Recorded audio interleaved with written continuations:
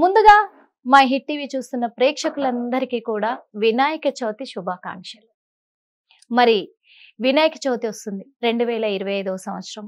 ఈ వినాయక చవితికి చాలా మంది కూడా ఆల్మోస్ట్ అందరూ కూడా 2 తెలుగు రాష్ట్రాలలో గణపతిని పూజించడం అనేది ఆనవాయితీగా ఉంటుంది. కాబట్టి అందరూ విగ్రహాలు ఆచితూచి ఆలోచించి తెచ్చుకుంటూ ఉంటారు.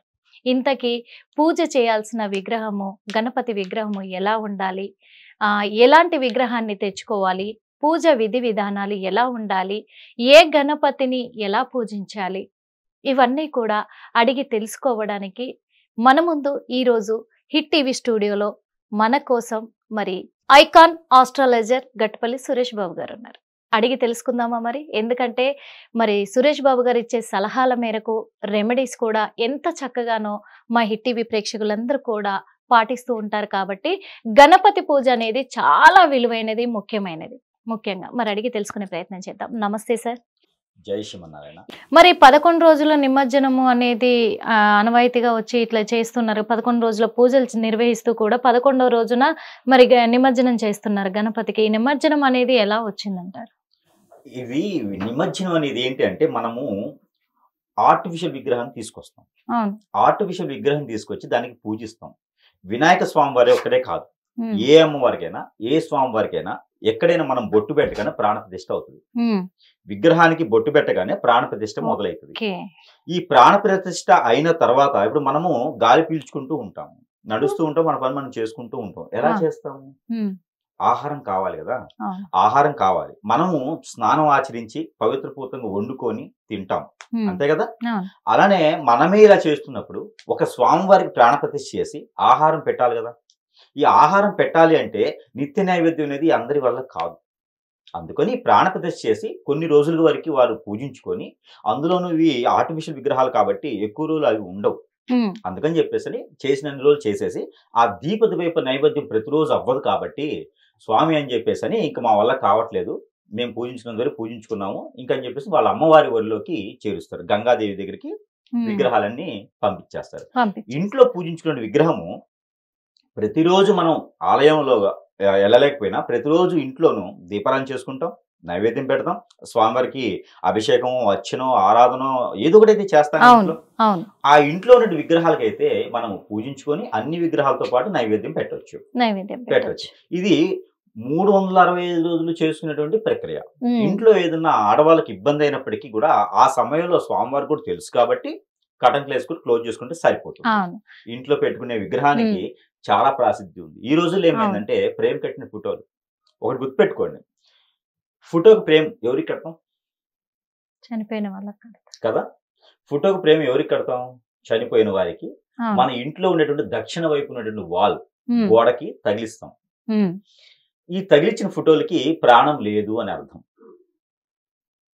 ఈ మధ్యన ఏం చేస్తున్నారంటే ప్రతి ఒక్కళ్ళు కూడా ఒక ఫోటో ఫ్రేమ్ కట్టేసి బతుకున్న వాళ్ళు కూడా తగిలిస్తూ ఉంటారు. ఆ పక్క పక్కనే ఉంటాయి, సచ్చినోడు ఎవడో తెలియదు, బతుకున్న ఎవడో తెలియదు, పక్క పక్కన తగిలిస్తారు. అదొకటి. రెండోది, విగ్రహాలు కూడా తెచ్చుకుని ఇది లేక అద్దె కొంపలు అవటం వలన, ఏదో ఒక రకమైనటువంటి ఇది ఉండటం వలన, అంటే వారు తీసుకునే దానికి కాదు, అద్దె ఇళ్ళైనప్పటికీ కూడా విగ్రహ ప్రతిష్ఠ అనేది ఉంటుంది. విగ్రహాలు పోతూ తీసుకెళ్ళవచ్చు. ఈ ప్రేమలు కట్టించేసి ఇక ఆ ఒక వాల్ మొత్తం తగిలిచ్చేస్తారు. ఇక ఇది పెద్దది, చిన్నది, చిన్నది అనమాట.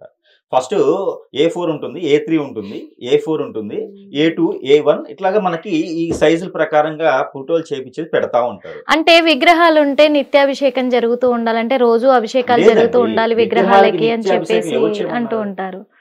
చాలా మంది స్వామీజీలు చెప్తూ ఉంటారు, అందుకు రోజు అభిషేకాలు అంటే కష్టం కదా, అందుకే పటాలు తెచ్చి పెట్టుకుంటాము అంటారు కదా. వాటికి ఏం చేపిస్తారు? విగ్రహాలంటే స్వామివారి ప్రాణ ప్రతిష్ఠ ఉండాలి, ఇంట్లో అంతా బాగుండాలి అంటే ఇప్పుడు చనిపోయిన వారికి మీరే కదా చెప్పారు ప్రేమలు కడతారు అని. మరి స్వామివారి ఫోటో పెట్టేసుకుని ప్రేమలు కట్టుకుంటే దానికి వల్ల ఏంటి ఉపయోగం? మరి పుణ్యక్షేత్రాల దగ్గరే అలా ఫ్రేమ్లు అమ్ముతా ఉన్నారు కదా, మరి వారు బిజినెస్ చేస్తున్నారు. మీరు తెచ్చుకుంటేనే కదా వారు అమ్ముతున్నారు. ఒక వారం రోజులు కొనకపోతే వాళ్ళే మార్చేస్తారు. నాకు విగ్రహాలు కావాలని 10 మంది అడగండి, 9వ రోజు విగ్రహాలు తెచ్చిపోయి పెడతారు. మనము ఎంకరేజ్ చేస్తున్నాం. మనకి వెయిట్ లెస్ పుణ్యక్షేత్రాలు కలిగి విగ్రహం అంటే 1 కిలో ఉంటుంది, ఏడ పట్టుకొచ్చేస్తాం. అయ్యి బాబు ఏడ తీసుకొస్తున్నారు బాబు అని చెప్పేసి ఫోటో అయితే 100 గ్రాములు ఉంటుంది కదా, పట్టుకొచ్చేస్తారు. అవి గిఫ్ట్లుగా ఇవ్వటానికి లేకపోతే చనిపోయిన వాళ్ళ ఫోటోలు పెట్టుకొని జ్ఞాపకంగా పెట్టుకోవడానికి దక్షిణ వైపు గోలకి పెట్టాలి, పూర్వీకుల్ని పెట్టడానికి పనిచేస్తుంది. అదే స్వామిని తీసుకొచ్చి ప్రేమలో బంధించేసి పెట్టడం ద్వారా మనమే కట్లేసుకుంటున్నాం, అష్టదిగ్బంధం చేసేస్తున్నాం. ఇక స్వామివారి పవర్ ఎక్కడ ఉంటుంది? ఆ స్వామివారు ఎక్కడికి వెళ్ళి మనం దీవిస్తాడు? అసలు మన ఇంట్లో పాజిటివ్ ఉందా? ఉన్నదా పాజిటివ్? విగ్రహ ప్రతిష్ఠ చేసిన తర్వాత స్వామి వారికి జంజం పెట్టాలి, గాయత్రి మంత్రంతో జంజం వేయాలి. జంజం ఎక్కడ వేస్తున్నారు? ఫోటోకి వేస్తారా జంజం? దండ వేస్తారు. ఫోటోకి వేస్తే దండ, జంజం కాదు. దండ వేస్తారంటే ఎందుకు వేస్తారు? చనిపోయిన వాళ్ళకైతే అలా ఫోటోకి స్వామి వారికి దండేస్తారు, నరదిష్టి తగలకుండా దండేస్తారు. ప్రాణప్రతిష్ఠ ఎక్కడ ఉంది? ఆయనకి ఒకటి ఉంటుంది, ఎవరైనా సరే ఒక పద్ధతి ఉంటుంది. చిన్నపిల్లలు 18 సంవత్సరాల తర్వాత ఓటు హక్కు ఉంది కదా, అలానే చిన్నపిల్లలు కొన్ని వ్యవహారాలు చేయకూడదు, పెద్దవాళ్ళు కొన్ని వ్యవహారాలు చేయకూడదు. అంటే స్వామివారికి జంజం వేస్తేనే నీ కోరికలు తీరుస్తాడు. చిన్నపిల్లగా ఉన్నప్పుడు నీ కోరికలు ఎలా తీరుస్తాడు? వారికి జంజం వేయాల్సిందే, అమ్మవారికి బొట్టు పెట్టాల్సిందే, గంధధారణ చేయాల్సిందే.